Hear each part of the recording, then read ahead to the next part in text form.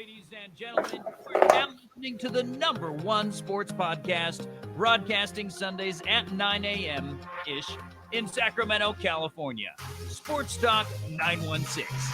Now here are your hosts, Greg Bowl and Coach Greg Barroso.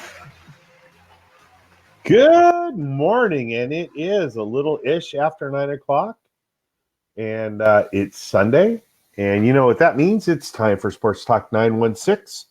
I'm Coach Greg for me right there, maybe for you guys right there, I don't know, is Mr. Chief Greg Bowl.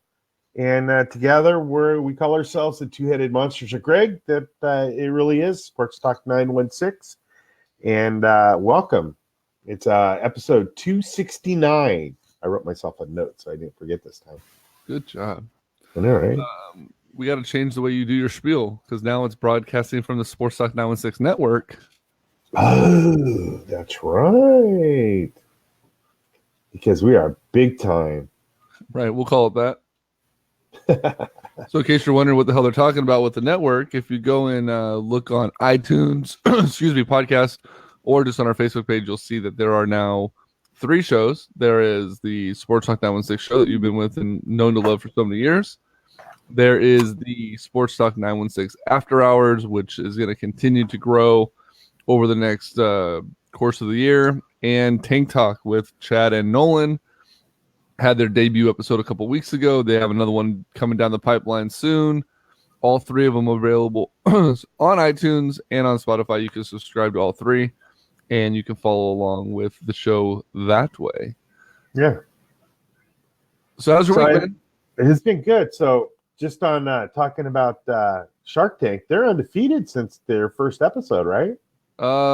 Unless they lost last night, yes. No, they won big last night. Then yes, they are undefeated. The Sharks are undefeated since the boys launched their debut episode. So once again, the Sports Talk 916 network is affecting all of sports. Either they're listening or they're reacting. Not only that, but Chad also mentioned the other day, I was talking to him, that since their debut episode, they started criticizing the way the coach was using rotations and using different lines, different strategy. And after that episode, coach's strategy fell in line with what Chad and Nolan were talking about. So it's further proof that folks do listen to our show, not just follow along. So does that mean that Sammy Spearman needs to start doing a Sports Talk 916 Kings show so he can get the Kings coaches to follow his rotation that he wants? No, because that won't. Look who's here 2 weeks in a row. What's up, Barn Bomb? Oh man, Mike's been supporting us again on social media. I noticed. Yeah. He's been mentioning us a little bit more. So we definitely appreciate that.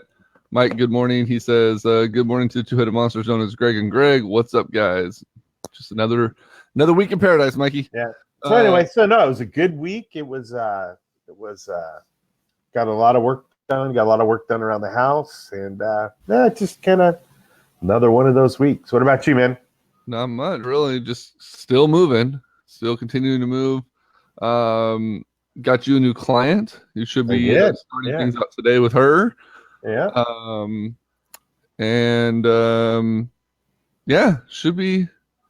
Should be a nice, easy process on that one. There's not a lot of. I think so.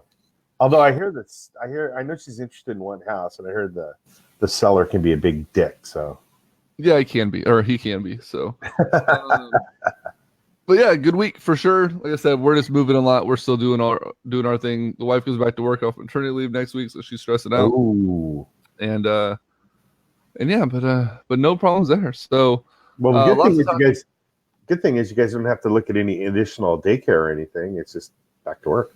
Exactly. So yeah, should be pretty good. So let's go ahead and let's start off right from the jump with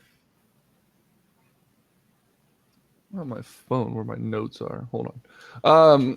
Let's start off with Kings talk. Let's break down a little bit. What's your feelings been this week on the Sacramento Kings? I thought they had a good week. I thought that I thought that you're starting to see really what's this team is made of. Everybody's starting to get a little healthier. They've been playing a little bit more together. Saw a couple of things last night that really made sense where, probably the number one complaint has been Willie Cauley-Stein. And, when Harry comes back and he plays with Harry, they seem to have a pretty good connection, and it steps everybody's game up. So I thought they had a great week. I thought, again, like I've said this 100 times, they are a 500 team. And I know they're a game above 500 right now. But they're going to be within 3 or 4 games of 500 one way or the other. So that means they're going to lose a couple of games. They're going to win a couple of games. They're going to have some bad losses. Every team has bad losses. So I think that some of the games that they've had recently are just part of the process. Everybody's learning how to handle this team, from the players to the coaches. And, I thought this week was just you're looking for your phone. Disaster averted. I have all my notes for the show on my phone, and I'm like, where the fuck is my phone at? Anyway, so I thought it was a good week for the Kings. I thought they had some good games. They're learning how to play, and it's going to continue to be a process for them to get better and better. Yeah. What about you? The nice thing too is that hopefully if they keep playing the way that they are, they can kind of temper down the rumors, the trade talks, the fire these guys, fire that guys. As long as consistency starts showing up, you hope that kind of starts to tone down a little bit. What's crazy to me is if you look at a lot of the teams in the league, let's see. Just reading Mike's comments. If you look at every team in the league, a lot of them are building around a veteran core. They're building around a presence that allows the young guys to kind of develop and build and whatever, right? Well, the Kings, aside from basically Amon Shumpert, they're building their entire core around a 4th-year player and Willie Cauley-Stein, and then everyone else is younger. Well, I don't think they're building around him. I think he's a part of it. I think they're building around. I don't mean building around Willie Cauley-Stein. I still don't think Willie Cauley-Stein is a part of the future, but no, they're building a young core centered around the young players, right? So yeah. If you look at their main core right now, there's De'Aaron Fox, obviously, Buddy Hield, Bagley Giles. I mean, I guess you could say Willie Cauley-Stein's still in the mix right now. And who was the 4th, or the 5th? I mean, I'm sorry. Shumpert? Well, Shumpert's not really young. He's in 6th or 7th year, which is crazy because I thought Jackson. And Justin Jackson, he slid into that core, and that's what's actually amazing to me is if you look at it, like I heard them talking about this on Kings Pregame Live last night, and the Kings are doing what a lot of teams have trouble doing with 1 or 2 rookies or young players, and that's develop them. The Kings are developing 5, if not 6 players that are going to be a part of the future. Oh, Bogdanovic. Yeah. And then, Justin Jackson comes in as the 6th. And it's crazy to think that if there was a vote for crucifixion of a player amongst Kings fans, even a month ago, it wasn't going to be Willie Cauley-Stein. It was going to be Justin Jackson, and without Justin Jackson right now, this Sacramento Kings team is not 1 game over 500. They're not playing the way they are. His energy, his defensive ability, his shooting, everything coming off the bench right now, Justin Jackson is literally the cog in the wheel right now that's keeping this team, in my opinion, moving forward. I mean, Amon Shumpert's been great. He's been bringing everybody together. Willie has been doing okay here and there. I mean, obviously, Buddy and Fox are playing amazing, but Justin Jackson literally is, if you were to ask me at the midway point of the season who the most valuable player on the team is, I'd probably go with either De'Aaron Fox or Buddy Hield. But if you ask me who the most improved player is and the most important player on the team, I'm probably going to go with Justin Jackson right now. There's other guys too that are playing well that I think if Jackson can't do it and give him that spark off the bench, Yogi Ferrell has been a great spark off the bench. When he's got a chance to play, he's played really, really well. So what I like is this team is starting to develop some depth too. And I think that as it goes along and as these guys, again, develop, you're going to start seeing them a good 8 or 9 guys deep. And I think that's what they're moving towards. And right now there's a solid 5 or 6. There's a couple people that are in the mix for, a couple extra places to become core players. And that's what I like. And that's what all these guys who are panicking just don't get. It's you don't go from 17 wins to 60 wins overnight.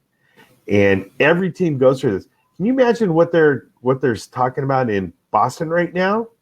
Boston's lost to Orlando twice in the last week. Right.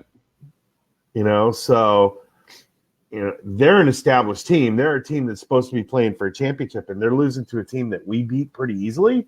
Right. So it's every team goes through this. Again, I think it's the naiveness of Sacramento Kings fans that don't know that good teams have bad games too. And it's a process. And, half the time you just want to shoot them, and the other half the time you want to go, okay, come on now, just chill out, relax. And I think it's a process for everybody around here to learn what a good team goes through. And nobody's going to go 82-0. No, agreed. And what about this from Oscar? Do you think Bogey's toe is a bigger issue than we think? Might be the reason he's not shooting so well lately. Could be. Absolutely. I don't know that it's part of his shooting issue because, shooting, you don't really need the toe, for a jump shot. But Bogey's game is off the dribble. He's designed his game to be able to create his own space and plant and Euro step and cut and do those different things. And I think that's where the toe's coming into play. He's not able to be as mobile. He's not able to be as aggressive as he wants to be. And in turn, I think that's what's affecting his shot. It's because he's not able to take those rhythm jumpers. He's not able to run it through and take that floater in the lane that kind of gets him the feel. And, sometimes you need that first ball to go in for you to really start to click.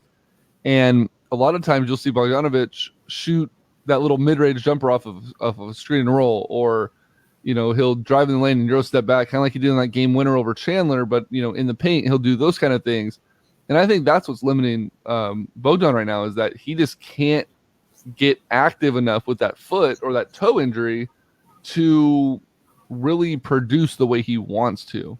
But at the same time, if it is an issue, I don't get why we can't. We could afford right now, the way everybody's playing, to have Bogey take a couple days off and rest that toe. Especially this part of the schedule.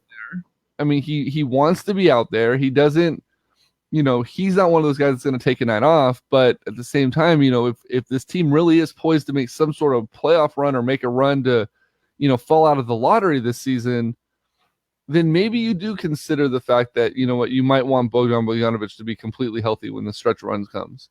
I agree. I guarantee you, if his toe is hurting him, it affects him every single thing he does with that foot, whether it's getting out of bed, whether it's walking around, jumping, everything. And that hurts. And trust me, I'm kind of an expert on feet and toes. So I know that if his big toe is hurting, I think it's that could be a major effect in a negative way on everything that he does. And again, like with all the examples you brought up and all the description about him, his feet are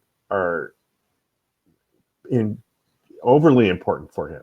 And yep. They have to be healthy. And I agree. Give him a week off. Yeah. We're about to do the longest road trip of the season. Give him a couple of days off. Let him rest. Yeah. Barnbaum wants to know, should the Sacramento Kings go after an Enes Kanter or an Otto Porter in exchange for dumping expiring contracts by the trade deadline? If you were Vlade, what would you do?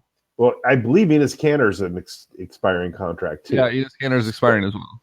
So you're giving up an expiring contract for an expiring contract. Whose minutes is he going to take? Is he going to take anybody additional minutes, or is he just going to get Kufus's minutes? No, it'd be for Willie, not for Kufus. Yeah, but Willie's stats are better than Kanter's. Yeah, but I think Kanter overall brings a different edge to this team. He would bring a different edge. He'd bring some grit, some toughness. He would clog the middle. I mean, he would do a lot of things that Willie wouldn't do. And I think honestly, if Vlade Divac were to trade for an Enes Kanter, whether Willie Cauley-Stein's in the deal or not, which by all reports of that trade talk, he wouldn't have been. It looked like it would have been Zach Randolph and maybe another expiring deal like a Ben McLemore or somebody. I thought Kufus was in that trade too. What's that? I thought Kufus was in that trade too.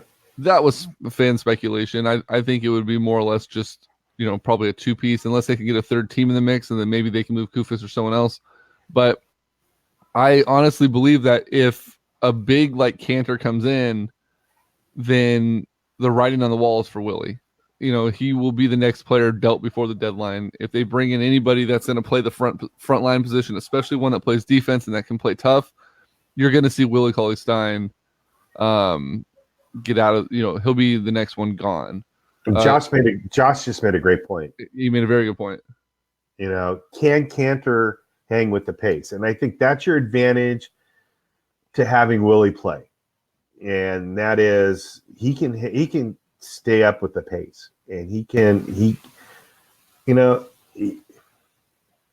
we've talked about this a lot in the past. You need a serviceable center. You need a center that's going to get you rebounds, going to get you to score a lot of points. He doesn't need to be the focal point of the team. If we can just get Willie to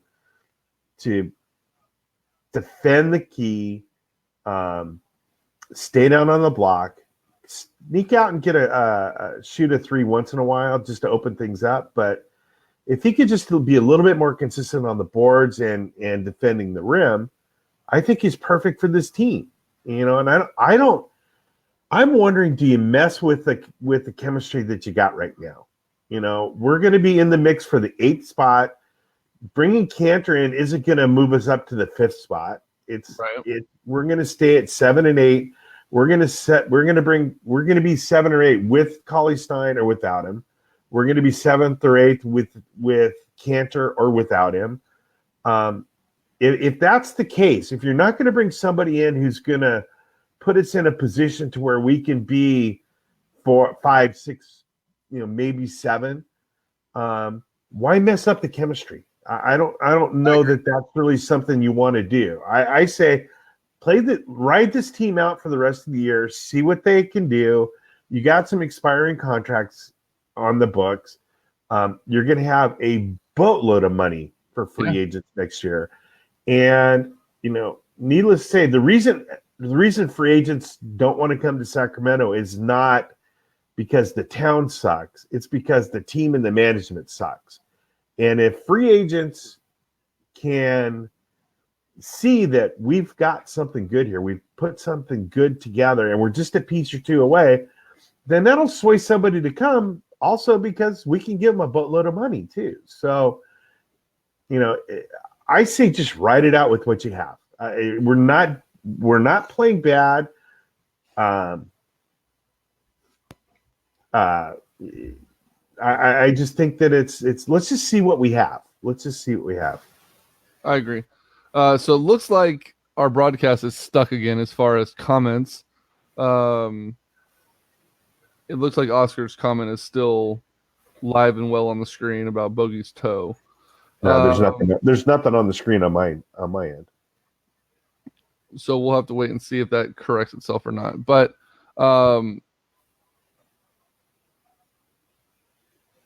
Barnbaum says Vegas Ron brings up an interesting comment regarding Kanter being wanted by other countries. What the heck is going on here? I'm a bit out of the loop on this. So he basically just made some comments about the Turkish government basically, and there's fear that he could, be in danger if he were to go overseas. But that wouldn't make a difference. He's an expiring contract. The Kings aren't going to London this season. They're not going over to Turkey. They're going to be playing here. So, there wouldn't be an issue with that. Vegas Ron also mentioned that Willie seems to be focused on basketball, at the end of his interest list. It comes to, there's many things he's partaking in that, he just doesn't focus on the basketball aspect of it. It's more like a hobby to him, and I can kind of agree with that. Based on what, reports and things like that I've seen. But, he's been playing consistently. So as long as he plays consistently, then I'm off Willie's ass, because that's what I wanted. I wanted to see Willie Cauley-Stein be a consistent basketball player. And he's been doing that for, some time now. As long as he can keep it up, I'm good with the way Willie's been playing, because he has been a spark plug. He has been blocking shots. He had a big block down the stretch last night that was extremely key to this game. So, there's a lot of things that Willie Cauley-Stein is doing nicely right now that we want us to keep seeing. Yep. So, so we mentioned the trade rumors. We talked about the core players and everything like that. Yeah, hold on. Vegas Ron, I just want to answer that. In 2002, none of those guys were complaining about Sacramento being a lame town. I mean, they were, but they were still going to the bank, cashing their checks. Yep. And, I don't think the town itself is, I mean, yeah, for a LeBron or somebody like that, yeah, you're not going to get them to come to Sacramento. But for 90% of the free agents that are out there, Sacramento would be a great destination because they can go to the bank and deposit their checks. It's all about the money. They don't care about the town. Half of them aren't even going out at night anyway. So it's about the paychecks. That's all it is. And not only that, but downtown Sacramento, where the players will be living, because typically what they do is they get put up in either the Hampton Sawyer or the Kipton Sawyer, or in the Lofts on L or whatever it is. They're usually pretty close to town unless they have a long-term deal here where they buy their own house. Those players, I mean, downtown and the downtown commons is becoming a hub, and it's becoming a players can enjoy and go out and not be harassed and have a good time out on the town and still be a part of everything. So, I think that Sacramento, what's up, Albert? Sacramento definitely is becoming one of those, NBA destination cities, because, aside from like an LA or a Miami or whatever, these players, the players like to stay kind of low key. They don't want to, they don't want to be out in the spotlight and whatever. And in the off season, a lot of them typically leave anyways. So it's not like they're living here during the off season. Mm-hmm. So for what Ron just said, it's lame for major players. I disagree with you. Not much crack in there. Well, like what TJ just said, before 2012, Golden State wasn't a preferred destination city. No one wanted to go to Oakland, or San Francisco. It just wasn't the thing to do. So during the season, there's plenty to do for a player in Sacramento. There's a state-of-the-art facility. There's a gym. There's a gym connected to the building that they're going to be playing in, along with their weight rooms. There's the bars. There's the clubs. There's there's social. There's a lot of things for these players to do. And during the during the offseason, they hightail it anyways. So, it's like you said, it's about the paychecks. And Sacramento is going to have the most cap space out of anybody anywhere. And it's about the team that's going to be playing around them. How many players? Let me ask you a question, Ron. How many players do you think would love to play for the Milwaukee Bucks? Not because Milwaukee's a great destination town, because it's a shithole. It's even worse than Sacramento. It's because they want to play next to the Greek Freak. So it's about the team that's around them. It's about the organization, and it's about the paychecks. The city is probably the last thing that they think of. And you know what? To be honest with you, if a player's not going to come here because Sacramento doesn't have a great bunch of nightclubs and stuff like that, I don't know if I want them here, because they're not their mind isn't on basketball. It's about going out and partying, and I don't think your dominant players are like that anymore. It's changed in the NBA. And that's exactly why I think you're going to see. Sorry, my dog's in here for some reason being an ass.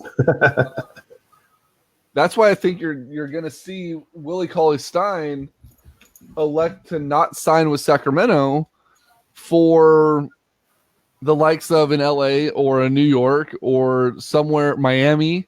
I think Willie Cauley-Stein would thrive in Miami because he wants to be part of the fashion industry and he wants to, have his lines, and, it's more toward his common interest. So, and, the big name guys, may never come here, the Westbrooks, the LeBrons, the Hardens, but, and I keep bringing this up, but I for some reason, I feel like there's one big name free agent that would love being in Sacramento because of the nature of what he does and the way he handles himself, and and we talked about the praise he's given, and that would be a player like a Kevin Durant. Durant doesn't like the spotlight on him. He doesn't want to be in LA and be in a mainstream media where if he goes out and scratches his ass, TMZ's all over it. He's never been that look at me, I'm out flashy, I'm doing things out on the town, blah, blah, blah, blah, blah. Durant fits this mold purposely or perfectly. And on top of that, he's already made the comment that next season, his next contract is all going to be about the money. He doesn't care about, he's already got his rings. He's got his MVPs. He's done that stuff. He says, you know what, my next deal is going to look out for me in the future, and it's all going to be based on money. Well, if you really hold him to that, there's only one team that can give him more money than Golden, or give him more money than anyone else in the league aside from Golden State, and that would be Sacramento Kings. Now, if they don't make the playoffs this year, I completely recant everything I say because I don't think there's a chance in hell that Durant even listens to a phone call from the Kings. But if this young core makes a push to the 8th or 7th seed, I don't think you rule out the possibility of a player like Durant coming here because it's a close team. And while he's not that egomaniac that says, look at me, look at me, look at me, the money and the fact that he could be the guy that puts his team over the top. And I think it shuts up a lot of the critics that says he took the easy way out going to Golden State. I have friends that work in the media with the Warriors and that work around Oracle a lot because of different events. And a lot of the rumblings around Oracle is the fact that Kevin Durant hates the fact that people continually say that he was a coward and took the easy way out, leaving Oklahoma City and going to Golden State. So I think deep down, if he can somehow reverse that perception about him, I think you could see that happening. And man, that would be crazy. This team, another factor is this team is positioning itself to play as close to Golden State as anybody else is in the league. I mean, they're playing an up tempo. They're learning how to pass the ball. Their 3-shot is getting better, but their game is getting to be pretty close in style to what the Warriors are playing. And that in his way, yeah, without playing 4 people on defense. I think that again, it's probably a dream. The chances of it happening are, I think, pretty small. But I would say 40-60 on a reality scale, maybe a 30-70 swing against Sacramento landing him. But when it comes to money, you never know. And Oscar, I want to hold you to that. Oscar says there's a better chance of him never eating tacos again than Durant coming to Sacramento. Oscar, if Kevin Durant signs with the Sacramento Kings, will you give up tacos? Not for life, but give up tacos for his first season as a King. Because that would be awesome. Ron, it doesn't matter. I don't understand why you're hung up on what there is to do in Sacramento. During the season, players aren't going out and doing much anyways. It's not like it was 10, 20 years ago. Where you'd see a ton to do downtown. I mean, honestly, we can name 5 to 10 new spots that have opened up just in the last couple of years since Golden One opened that players are known to frequent. Yeah. So it's not the old Arco Arena. It's there is stuff to do here. There are ways to go and enjoy themselves on an off night to where they're not going to go out and get in trouble like they would in LA or in New York or Miami. Yeah, it's the perfect blend, in my opinion, of nightlife and and player balance. There's not the temptation, there's not the the Miami lifestyle that floats around the league. I think Sacramento is becoming a destination city for NBA players, especially for the fact that they can get so many paid, or they would be able to get paid so well in Sacramento. Come on, Oscar, we want to see your answer.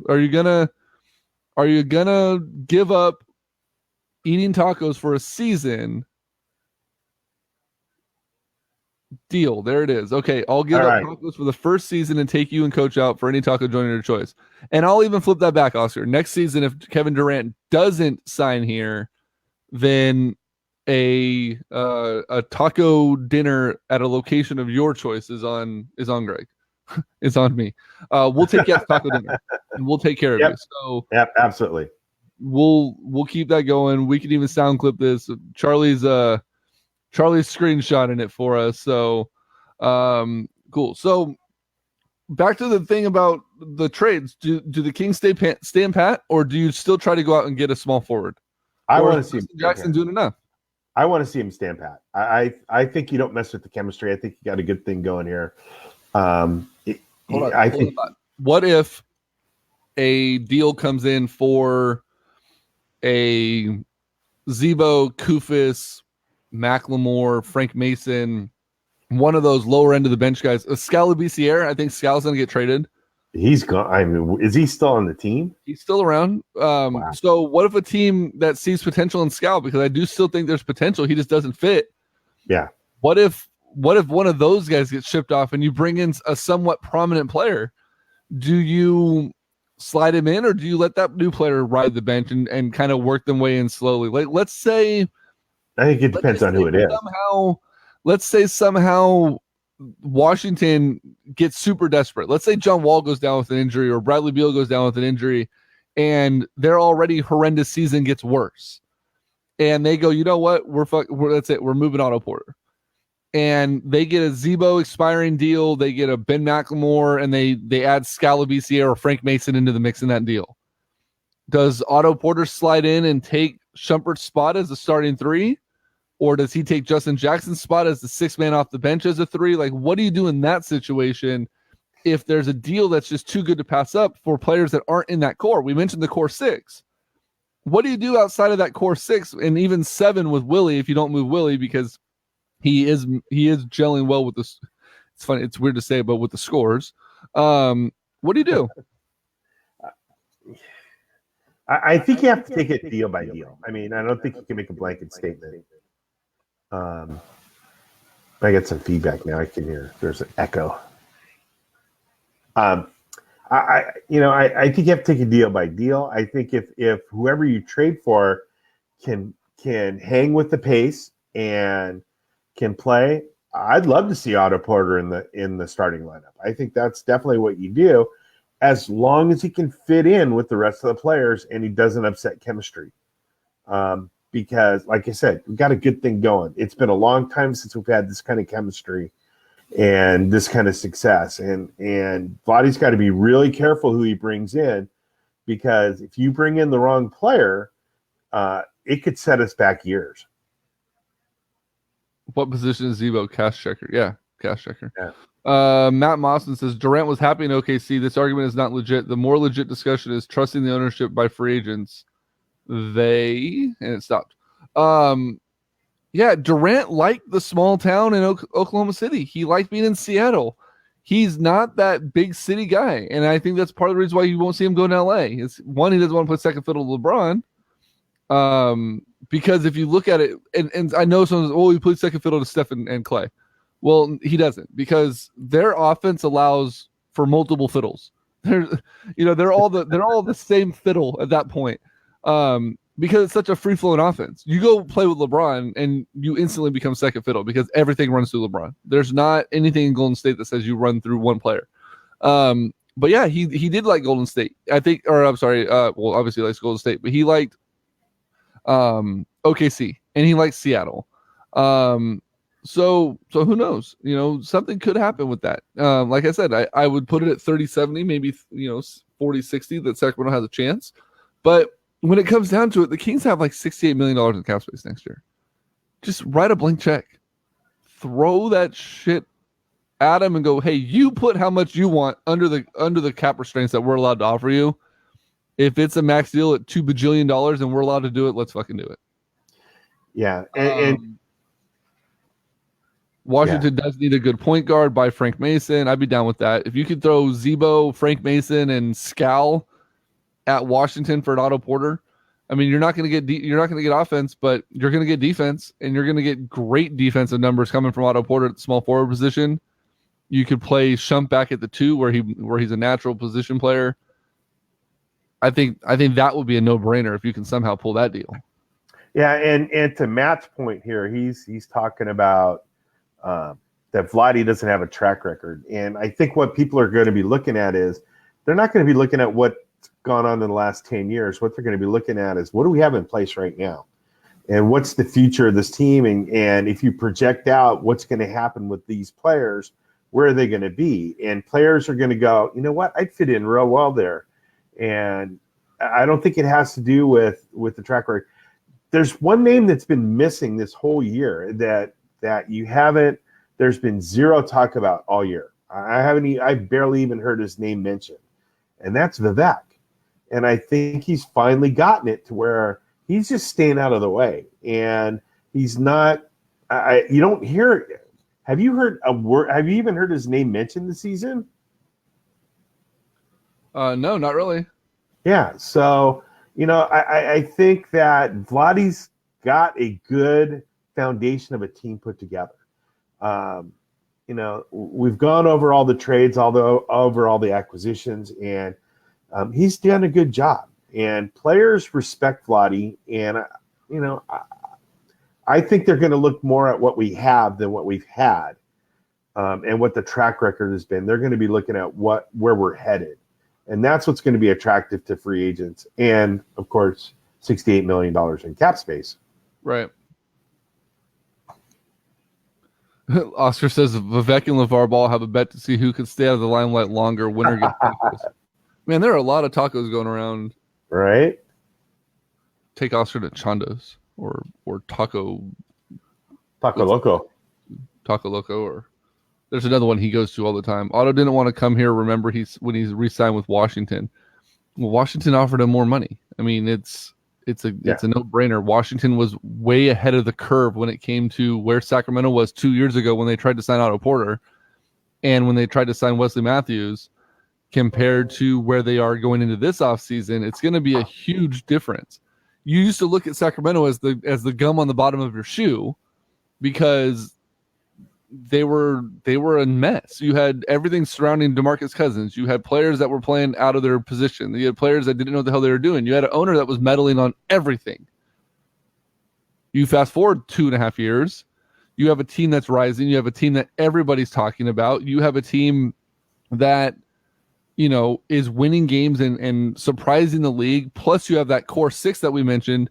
Sacramento is not the same team that Otto Porter dissed 2 years ago. And I'm glad Zach LaVine used Sacramento to not sign here. Zach LaVine, I would have been furious if they signed Zach LaVine to that max deal that they offered him. That would have been a joke for Vlade. You know what? And look what it did to Chicago. Chicago locked that guy up for long term, and look how bad they are. They have no flexibility to bring anybody in. Right.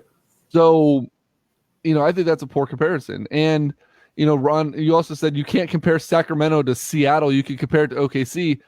If you've been to Seattle, there's not a lot to do in Seattle. It's a beautiful town, but there's not a bustling nightlife, and there's not a crazy thing for players to do when they're not playing sports. So you can compare Sacramento to Seattle. They're very, very similar when it comes to the ability to go out and do something after a game or the ability to do something during the offseason. And Durant loved both of those small towns. Seattle, by population's a lot bigger, I believe, but by what you can do and what you can and go out and do and interact with, other than going down to Pike's Place, you're not doing a lot of stuff in Seattle. Matt Mossman, I think Vladdy is the issue. I think he meant to say I don't think Vladdy is the issue. It's Vivek. I don't know if his past unstable behavior will be overlooked by a top free agent like Durant. Keep in mind, Durant is a friend and team of DeMarcus Cousins. Don't be surprised if DeMarcus is in his ear about the false and broken promises made to him. Their treatment for players in the past creates a narrative. I don't think that has anything to do with it. I don't think DeMarcus is a person that's going to get in the way of someone making their money. DeMarcus knows that the grind is about that, and DeMarcus, there's always a perception that once you're an asshole, you're always an asshole. Well, the thing is, Vladdy's made it perfectly clear that that's changed, and if Durant already had DeMarcus in his ear about how shitty Sacramento is, he wouldn't be making those comments he made about how great everything's going up here. So, I think and do you really think, I know DeMarcus is a proud guy, and I know he holds a grudge, but do you think he really walks around with this chip on the shoulder about Sacramento every day? I think it's the fans. I think it's the fans in Sacramento that have a bigger chip about what's going on with the market. Excuse me, what's going on with DeMarcus than DeMarcus does. He's got more things to worry about. This is in his rearview mirror. Yep. It's the fans that are holding on to that. It's not DeMarcus. You know what DeMarcus is mad about? DeMarcus is mad that $212 million deal that he had on the table that he thought for sure he was locked to sign to basically prevent him from having money issues the rest of his life was no more. That's what DeMarcus is upset about. It's not the fact that he got traded. He got traded to a better situation. He got traded to a playoff team. Sure, he got hurt. And now he's with the Warriors. DeMarcus doesn't give two flying fucks about what Sacramento did to him. He loves Sacramento City and the fans, not the organization. That's fine. That has nothing to do with anyone else. Watch a lot of NBA TV this past week and talk about Boogie coming back, and all the talking heads are saying what an asset Boogie will be when you throw the ball in the hole as soon as he gets the double team, passing ability.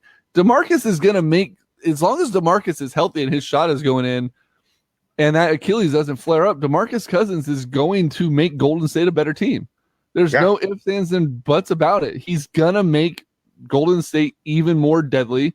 And the fact is, Golden State could go big with DeMarcus Cousins. They don't need to go with the small lineup all the time, and that's going to cause problems for other teams. Right. A lot of teams in this league built small, fast shooting teams to compete with the Golden State Warriors. And then the Warriors went out and went, okay, we're going to add a 7-footer who can play down low and play outside. Good luck defending that. So Golden State is going to be a force to be reckoned with, even more so once DeMarcus Cousins comes back. And apparently he's supposed to be back, I believe, next week. Yeah, and I heard an interview with Steve Kerr the other day on the radio, and they have plans for him. And, the difference, and I'm excited to see what DeMarcus will do, because this will be the first time that he's in a position to where it's not about DeMarcus. It's about everybody else on the team and a coach that's strong enough that can say, look, either play our way or you're sitting your ass on the bench. And everywhere else DeMarcus has been, he's held all the cards. They sit him down in Sacramento and we win 5 games. You sit him down in New Orleans and they're not a playoff team. You sit him down in Golden State, okay. Maybe they're not a 55-win team this year. They're a 52-win team this year. It's not going to make a difference. So they have an idea for him. They're going to play him, and he's going to play the way they want him to play. And that's he's going to concentrate on playing down low at the block. He's going to defend the rim, and then they're going to let him leak out. And Steve Kerr, they asked him about, well, what about DeMarcus taking 7 or 8 or 10 or 7 or 8 3-pointers a game? And he said, no, not going to happen here. He says, we want him to shoot 2 or 3 a game. And if he's shooting 2 or 3 threes a game, it's going to make us a better team. In Sacramento, at least my major complaints were he tried to be a point guard. He tried to be a one-man team. He wouldn't pass the ball. It's because he was the only option. We didn't have 3 other All-Stars or 4 other All-Stars for him to throw the ball to. So he was Sacramento's fiddle. yeah, he was. And he was, their drums and their, woodwind section and everything else. Here, he's just a cog. He's just a cog in the wheel. And I'm excited. I think this is the first time you're going to see DeMarcus at his best. And it's because they're going to force him to be at his best, not play the way he wants to play. I'm excited. And then I can't wait for all the people to say, well, just think if he would have been here, look how he would have played. I think I'm going to leave all the Kings Facebook groups for for the first couple of weeks that DeMarcus is back, just to not hear all that. Mike says, but do you think he will only take 2 to 3 threes a game? I don't think so. I absolutely think he will. He has more respect, I think, for Steve Kerr for giving him a chance than he's had for any other coach he's coached with in the NBA. Maybe aside from Coach Mike Malone. Yeah, but the other thing is Steve Kerr's got enough weapons to where he goes, look, you're taking 2 or 3, no more than that, or you're sitting on the bench, and they can sit him. Nobody else had the ability to sit him when he was there. It's a completely different situation for him. And, here you had to kiss DeMarcus's ass because you didn't want him to leave. Yep. There, you kiss my ass because we gave you a chance and we're going to teach you how to play. So I think he's going to do nothing but flourish there.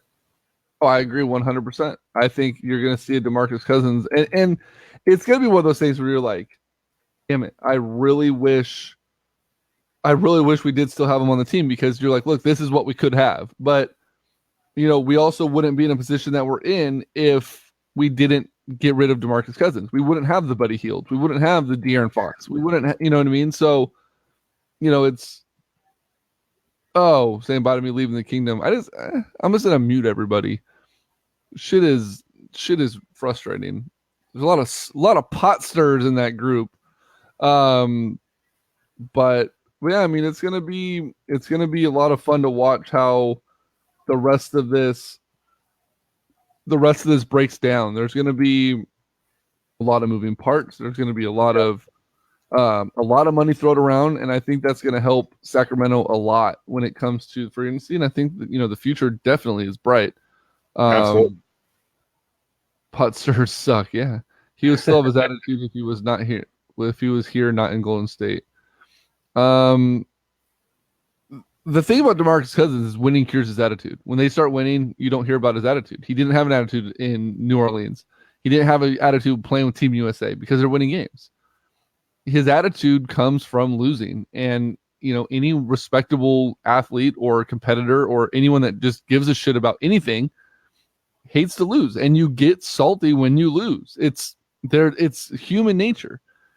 And I think if DeMarcus Cousins was on that Pelicans team, or if DeMarcus Cousins was on that Warriors team for the majority of his early career, like he was here in Sacramento, and they weren't winning games, even though they had more people around him, I don't think DeMarcus Cousins' bad attitude and perception around the league is as bad as it is outside of Sacramento, because like you said, he was the only thing here. The magnifying glass was on him 100% of the time. If he had the slightest slouch or grimace in his face, there were 6 articles written about it. What the hell's going on with him? Hello? And that's what happens, is the spotlight was on him, and unfortunately for him, it's one of those things, we lost Greg, that I think everything kind of exemplified the negativity on DeMarcus Cousins, the fact that he was the only person here. So, I don't think his attitude would have been as bad somewhere else, because you wouldn't have heard about it as much. He also would have had a respectable coach that would have shut that shit down a lot quicker than the Kings allowed it to be. Barnbon, the future's so bright. You got to wear shades. Oscar, I like DMC as a person. Wish him well. Glad he's no longer here. Glad he's no longer king. That's the way I feel about it as well. Welcome back. Yeah. All right. And one thing I was going to say before I got booted off, and we said this in the past, and we said this when he was traded to New Orleans, and that is DeMarcus is a superstar. but the best place for DeMarcus is where he could be the second, third, or fourth option. If he had started his career with a team like Golden State, where he wasn't expected to come in and be the bell cow and be the one that everybody's relying on, his career would have gone through the roof. And I don't think he would have had all those issues that he had. He's going to be the third, fourth, fifth option on this team, and I think he's going to flourish. And being the fourth option, it goes Steph, Durant, Clay, DeMarcus. Yeah, Draymond's still there too, and but Draymond's not really an offensive option. He's more of he's a defensive. He's a defensive option. Yeah. I just think he's going to flourish being a cog and not the whole car. And I think you're going to see nothing but great things out of DeMarcus, and I'm excited for him. And I'm excited to see how they incorporate him into it.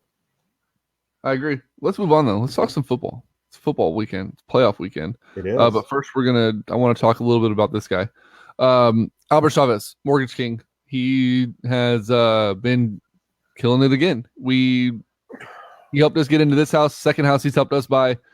Everything was flawless. Everything was the easiest pie to get into. I mean, you got to work with him on the backside of it. There was no hiccups, no issues. No, none whatsoever. He closed the VA loan out of escrow in 18 days?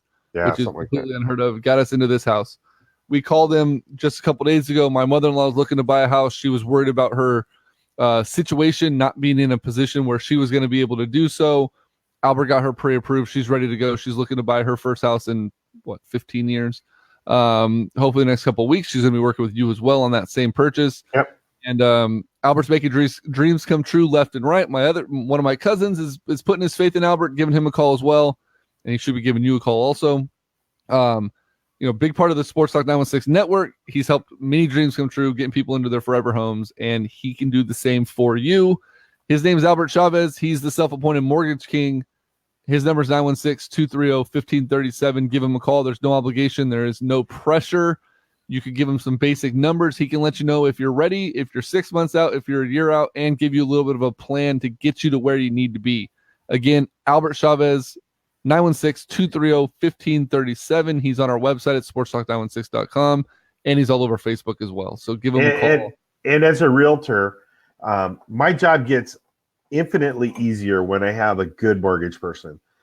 If I have to babysit the mortgage person and walk them through everything and push them to get everything done, it drives me nuts, and it makes the transaction 100 times worse. So, when you have somebody, I always love it when Albert's working on a project with me, because I know it's going to go smooth, and he's going to make it easy for you, and you're not going to have those nightmarish stories that you get when you're buying a house. It's just not going to happen. Yep. So give him a call, 916-230-1537. Albert Chavez, the Mortgage King. Let's talk about yesterday's football games, because both of them essentially went the way that everyone thought they were going to. Each one of us picked wrongly on one side of it, but it was pretty good. We'll start with the late game, because I know Josh Zimmerman wants to talk so badly about his Chiefs. I'm going to make him wait. The late game, the Rams and Cowboys. I really thought, I ultimately went with the Rams in this game, but I really thought that the Cowboys had a very, very legitimate chance of winning this football game, and they closed it out at the end. They got it within 8, but the Rams and Todd McVay did something that I did not think that they were going to do, and they completely rolled the clock back on their style of football, and they put down that high-flying, high-paced, throw the ball over the field offense, and fed the Dallas Cowboys defense, which has been touted as this great run defense all week long, hell, almost all season long. They fed them so much Todd Gurley that Jason Garrett and that team did not know what to do with it. And ultimately, I think it broke their game plan and cost them the game. The offense was Todd Gurley and C.J. Anderson. Yes, both of them. They both had over 100 yards. And I don't think the Cowboys were prepared for that. I think the Cowboys focused, okay, you know what? We need to control Gurley when he gets the handles, but we need to make sure that Goff doesn't beat us. And I think their entire focus was on slowing down Jared Goff in that receiving core, and it totally came back and bite them in the ass. Yeah, no, I agree with you 100%. And defensively, that was the weakness that everybody thought is, you can run on the Rams defense. Even, they play the pass well, but you can run on them. And they shut down. They completely shut down Dallas's running game. So I didn't get to watch a lot of that game, but what the hell happened with the offensive lineman tackling Dak? I missed it too. I didn't see it. So I wonder. See if you can find that, because I'm curious as hell about that. I kept seeing all the Brokeback Mountain GIFs and memes being created off of that photo, but you gotta give the Dallas Cowboys credit where credit is due. This team was not necessarily expected to be a front runner in the East. They weren't expected to run off as many games at the end of the season as they did to win the division and make a strong case in the playoffs. They won last week over the Seahawks, who many people were expecting to kind of steamroll Dallas. They've set themselves up in a really good position, but it leads the question, is Jerry Jones stupid enough to continually running out Jason Garrett to be the head coach of that football team? Because he knows he's the only one that'll just bend over as far as he needs him to go? Yeah. Oh, crap. Wow. Google, all you need to do is Google lineman tackles Dak, and it'll come up. And it's, God. It was wow. Yeah. Jerry knows that no other coach worth his salt is going to put up with this shit. And a coach with any kind of ego is going to want the praise and want the credit, and Jerry Jones is going to let somebody do that. And so he's got somebody in Jason Garrett who's just good enough to make him competitive every year. And is getting in the playoffs with only like 3 wins in 10 years. I don't know. I mean, it's Jerry. Jerry's proclaimed himself as the greatest general manager in the history of football, and what has he done? He's got a warped sense of reality, and I think again, it's all about Jason Garrett will let Jerry Jones have all the credit. I think he's happy just to get a paycheck. He's happy to be a head coach. Unless he was in Cincinnati, he never would have lasted this long. Cincinnati's the only other place that would put up with that kind of shit more. And I know. I mean, is there any other team in the NFL that after last night's game and his track record would not fire a head coach like that? I would have fired him 2 years ago. I mean, oh yeah, absolutely. Yeah. Okay. So first of all, let me go back to this whole tackling Dak. He wasn't tackled by his guy. He was saved. Aaron Donald was ready to rip Dak's head off, and that. Yeah, but the problem was they blew the whistle after the offensive lineman basically stopped his forward progress. Stopped forward progress on it. Okay, that makes more sense. Than I'm like, that wasn't a sack. No, they stopped his forward progress. Gotcha. So even T.O. got on social media last night tweeting at Jerry Jones saying, come on, man, enough is enough. It's time to get rid of Jason Garrett. And it seems to be the general consensus across the league that his time is done in Dallas, but that only leads me to believe that Dallas is going to extend him, and he's going to be the head coach for another couple of years, which I'm sure other people will be extremely happy about. So Dallas is out. The Rams are awaiting today's winner between the Saints and the Eagles. In the earlier game yesterday, I thought for sure that the snow was going to be a huge factor on that Chiefs offense and slow them down to the point where Andrew Luck could meticulously use Mack in the running game and Ebron to systematically kind of dismantle Patrick Mahomes in that offense. And I was proven wrong so many different ways from Sunday. It was unbelievable. Patrick Mahomes is deservingly going to be the MVP of the league, and he showed why yesterday, leading to a 31-13 victory over the Colts. The Colts definitely a surprise team this season. It's great to see Andrew Luck back to his form and getting them back into the winning ways. And what were your thoughts on that game? I didn't get to watch this game at all. I was out running errands all day long. I just got to see updates on the score. I did see the block, or you were on the phone with me when they had the block punt for the touchdown. What were your takeaways from the Chiefs game? My takeaways were, as always, I was impressed with the Chiefs offense, but the key to that game last night or yesterday wasn't the offense. It was the Chiefs defense. Showed up. Yeah, they played an amazing game, and the game wasn't as close as the score indicates because of the block punt. I mean, it's not like the Chiefs gave that touchdown away. It was a dismantling, and it was a complete demolishment of the Colts. The Colts had, I think, one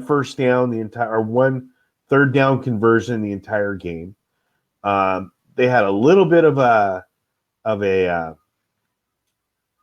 they showed a little bit of life towards the end of the first half with the no huddle our offense, but the Chiefs in the end just crushed them. I mean, they just couldn't do anything. It's been a while. Damn it, Barnbaum. What now? For many of the fanatics of the Dallas Crybabies, I think it's time for Jerry to go. I couldn't imagine living in Jerry's world. There's only one person that lives in Jerry's world. But how the hell do you tell Jerry to get the hell out of here? You can't. You can't. It's the dumbest statement you've made all day, Mike. I'm just going to go ahead and put that out there. Jerry is living on his own planet, and now it's accompanied with a $225 million yacht, which was $110 million more than what he paid for the Dallas Cowboys, by the way. Right. But no, the Chiefs defense definitely came out to play. That's all I saw all over headlines was Chiefs defense forced to be reckoned with. Can they sustain it? And that's going to be the big thing because the Chiefs and the Rams both this season have shown vulnerability in their defenses. Their offenses are second to none, but their defenses have been very susceptible to giving up a lot of points. And their offenses, luckily enough, are strong enough to overcome that. And it's going to be one of those things next week where that Chiefs defense better show up because the winner of today's game is going to be a very tough matchup, I feel, for the Kansas City Chiefs. So, but the defenses did come to play in both the Chiefs and the Rams. Right. And, can they sustain it? I mean, think about it like this, and we're going to get to the games, but let's just, New England and San Diego both have a way of beating up on teams. Yeah, are you bouncing your knee or something? Yeah, I hit the table. Okay.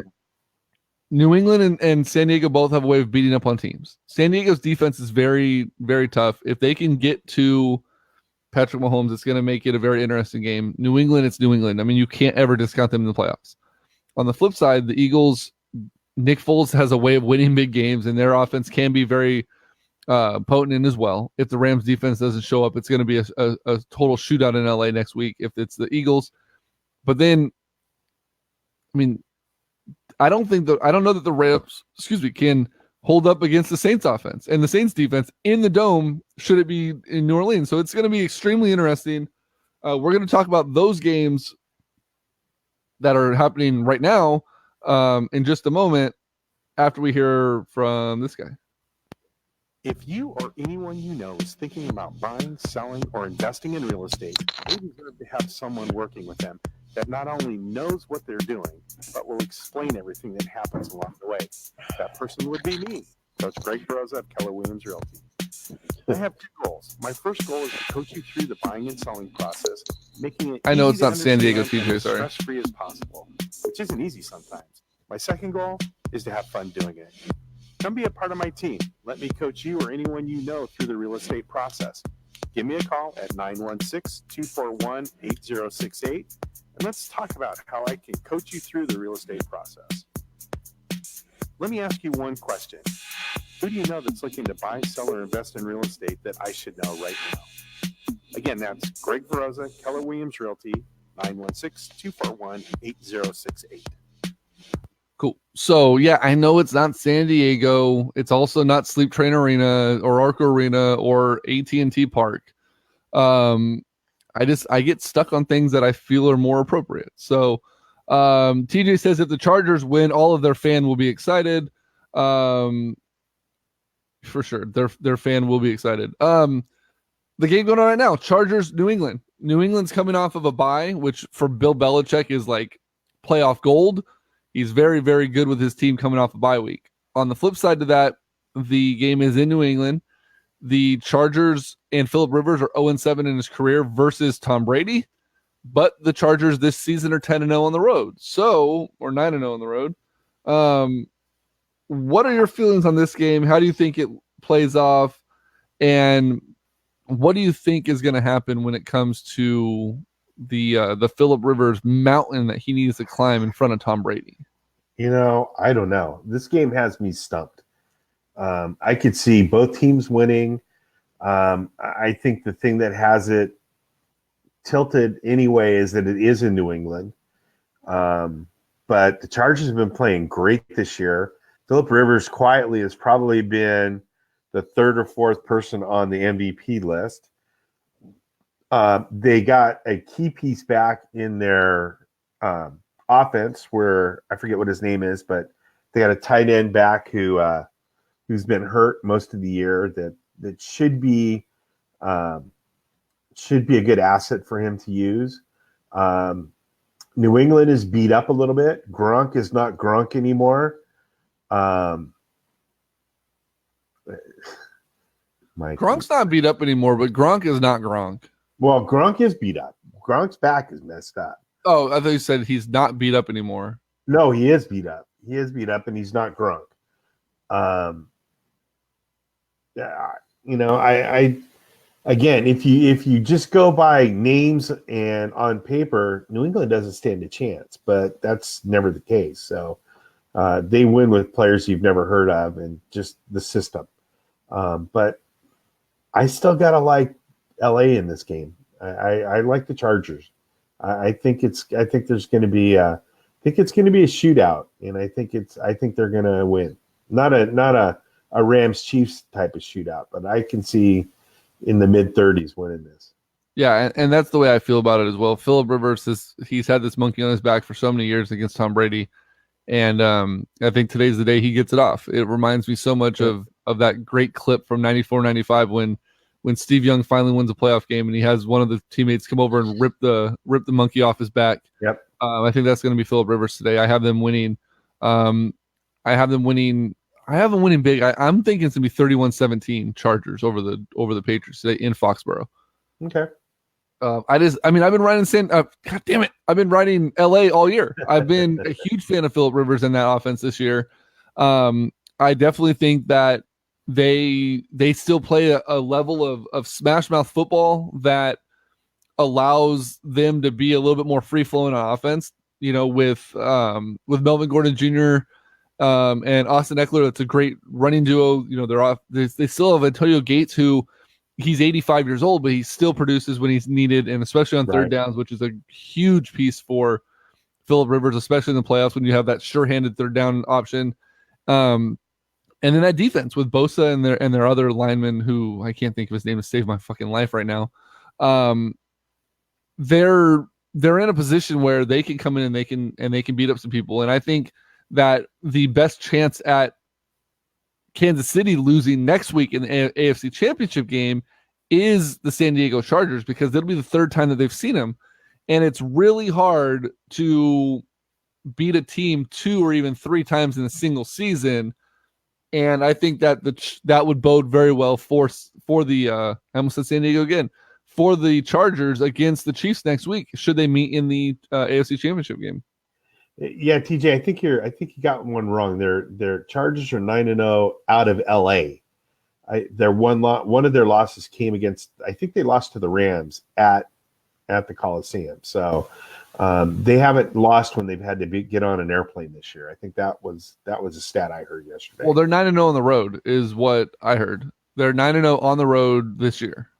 Well, I don't know. What I heard was they lost to the Rams at the StubHub Center in LA. It was the Rams were at the Chargers. It wasn't the other way around. I don't know.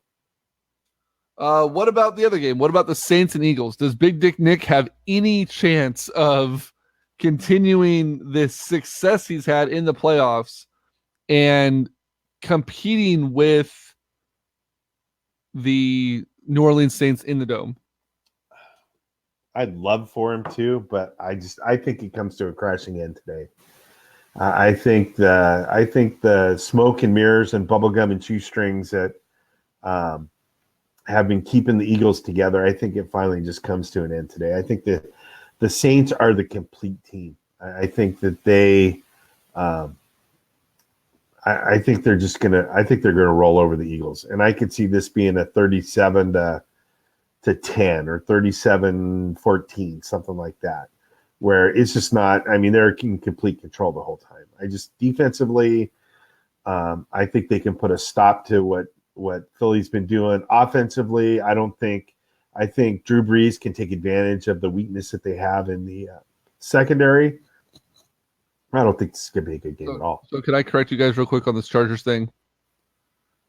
So the Chargers, they lost at the Rams, which would have made them 10-0 away from StubHub. But in the wait. They lost to the Rams. They did lose to the Rams on the road. So that's a road loss. Right. So they're 9-1 on the road this year. But they're 9-0 when they've been outside on an airplane. Yeah, outside of LA. Yeah. So I was right. You were right. So, but I mean, right now, I mean, I still give the edge to them. Nick Foles, I mean, he's had a hell of a run, and there's no way to discount that. But no, I just don't think that you can go up against the Saints at home and expect Nick Foles to go in there and continue this magic. I just don't see it happening. Touchdown. No, I don't either. 1-yard touchdown up the pass. There was a pass interference in the end zone or right around the end zone, and then a 1-yard pass up the middle, or 1-yard run up the middle by Sonny Michel. So 6-0 New England, 7-0 New England. Gus Kelsey just hit the extra point. I have the Saints today not only winning but steamrolling, 42-10, maybe 42-14. I think the Saints are in the 40 realm. I think Drew Brees just goes off. I think Brees has a 350-yard or more game today. Alvin Kamara, I think, is going to have 100 yards receiving out of the backfield, which is going to be crazy because I just don't see the Eagles defense being able to stop that. They have I don't either. Saints have too many weapons at the wide receiver spot, and I think you're going to see the backfield just blow up. I agree. Let's see. One thing that James has said real quick here, which I find very interesting. He says if you were to Google current Baseball Hall of Fame voting or boating, according to what James put, there's a live update at the Hall of Fame voting for this year. Voting results are due in 3 weeks, but currently 41% of the votes are known.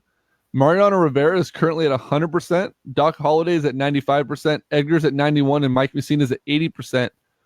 You need 75% of the vote to get in. Roger Clemens and Barry Bonds, as it stands right now, are at 73% of the vote,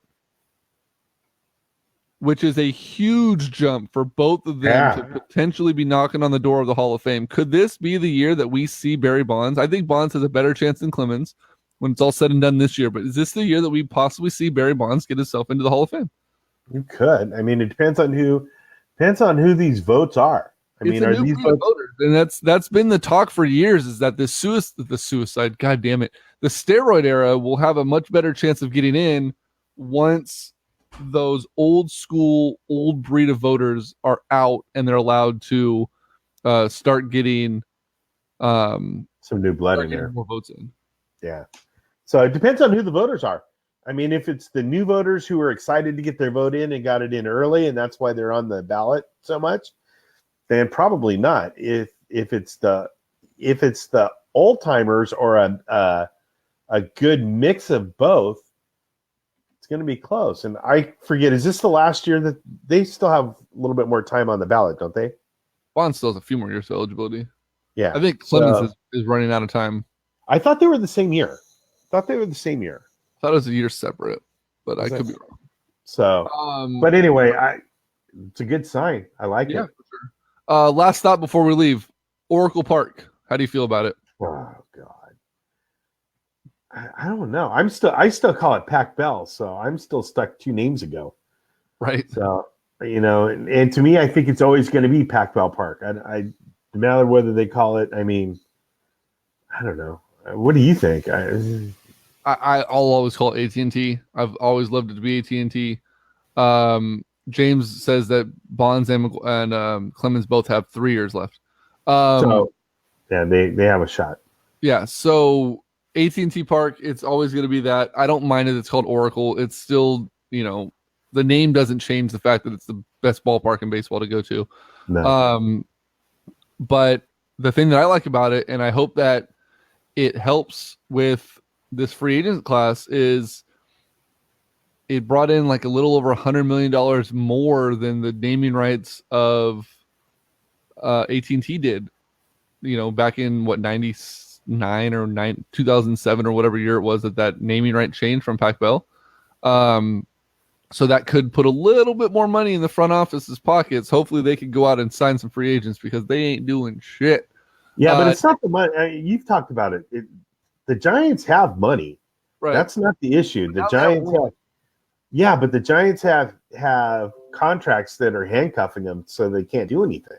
Right. So I heard, again, the new GM, and I can't ever pronounce his name, Farhad Zahidi, was on the radio the other day, and I heard some highlights from it. And basically they said they're going to come back with the people that they had last year. They might pick up 1 or 2 guys, but you're not going to see a big sweeping change of players because they can't. They either have no trade. You got to wait to see where Harper goes, and you got to wait to see where Machado goes, and then all those other pieces are going to fall in the line. I mean, but they're not going to go way over the salary cap, and they're not going to give up their international rights, and they're not going to pay luxury tax. So I think you're going to see for the next year or so the same team on the field until you can get rid of some of those horrible contracts that they have. And there was also talks that he said on that same interview that he's had conversations with Bumgarner, and Bumgarner and him both agree that they want Bum to be a piece of the team this year to see if they can make a run at the playoffs. They also know that he also mentioned that Bumgarner wants to remain a Giant and he wants to retire a Giant. So there may be talks of a long-term deal with Madison Bumgarner to keep him here, which I'm not necessarily opposed to. The other thing is a report came out earlier this week, and I put it on Sports Talk's Facebook page, that they're heavily interested in DJ LeMahieu for second base, and that Joe Panik may be made available should a deal with LeMahieu be made, since they couldn't land Troy Tulowitzki, who ended up signing with New York. So I don't think it'll be a 100-loss season, but I don't think it's going to be anything fun to watch. But on the flip side of that, that means we could probably get media and cheap tickets. Right. But yeah, that's pretty much what I had for this week. Next week, so I have one thing before. On the Giants. So next week we are going to have a Giants columnist from I can't think of the name of his publication, the McCovey Cove Chronicles or something like that.